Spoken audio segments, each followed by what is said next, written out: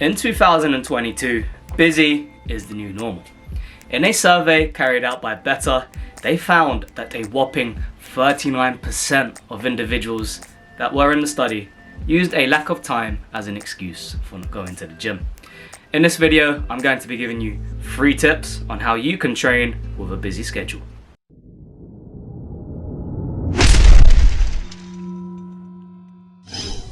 Hi, I'm Avi, and I'm going to help you win in the gym so you can win in life. Now, I believe that the gym should be a staple in everyone's life. The gym allows you to look after your health, and a healthier you is a more productive you and a more disciplined you. And to make the most out of exercise, we need to be consistent with an eye on the long-term goal. The biggest factor that contributes towards your long-term success is your behavior, or in other words, your habits. So, tip number 1 is evaluate your habits. Whether you want to form a good habit, like getting started in the gym, or you want to break a bad habit, like eating too much junk food, then you can utilize the feedback loop. Our brains continuously work to scan the environment for data, and this data can come in the form of a cue, and this cue will turn into a craving, which will turn into a response, and will turn into a reward. The feedback loop is driven by the neurotransmitter and the hormone dopamine, and dopamine is the hormone / neurotransmitter that allows you to feel pleasure, satisfaction, and motivation. Now, the feedback loop by itself, it doesn't mean much. However, we can utilize the feedback loop to form the following statements. To build a new habit, make it obvious, make it attractive, make it easy, and make it satisfying. To break a bad habit, make it invisible, make it unattractive, make it difficult, and make it unsatisfying.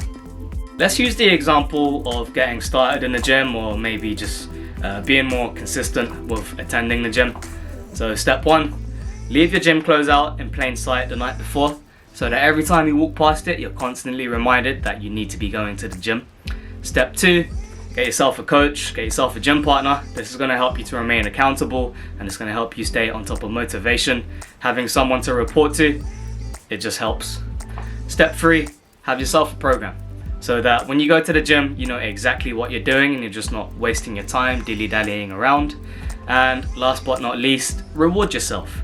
Whether that's going to be in the form of a meal at a restaurant or some new gym clothes, reward yourself. My voice cracks a lot, but everything will be alright, But remember, do not bite off more than you can chew. Which takes me on to tip number 2. The dosage determines the outcome. You tell yourself you're going to the gym 7 days a week. You end up crashing and burning, and you end up going to the gym 0 days a week. On the flip side, you tell yourself you're going to the gym once a week. You see no results, you get demotivated, and you end up going to the gym 0 days a week. So what is the trick? The trick is, you find the balance between a number of days of going to the gym that is enough to challenge you. However, it's easily attainable. Mihaly Csikszentmihalyi, sorry if I butchered that name, is a pioneer in the field of positive psychology. And he is also known for his ideas on happiness, meaning, and optimal performance. He came up with this conceptual tool, and he found that the best dosages of stress typically occur in the top right hand corner. This is when you take on a task that is just above your skill set. So you've got your habits in place, you're choosing goals that are a challenge but you know are attainable. So what's next? Tip number 3 is next. Give yourself time to rest. The growth equation states that stress plus rest equals growth. And stress can arise from anything that causes a physical, mental, or an emotional response. We can't avoid it, and it isn't a bad thing. However, we do all have a capacity for stress.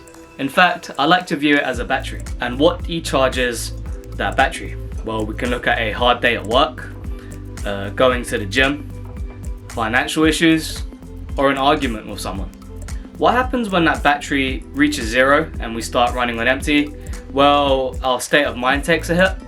You might become a little bit more irritable, a little bit more anxious. You might start feeling depressed, or you might start picking up injuries that you don't usually get. How do we recharge that battery? Well, we utilize the other half of the growth equation. Rest is where the process of adaptation takes place, and we can begin to reap the rewards of those tough days at the gym, those long days of work, or we can simply realize any progress we've been making in learning a new skill. The king of rest is sleep. Aim for about 7 to 9 hours a night. Other things you can do to rest: spend time in nature, spend time with friends and family, socialize, watch some TV, read a book. It's simple, just relax. If you enjoyed this video, then be sure to check out the videos on the right, and also hit me up on the socials down below, and I'll see you in the next video.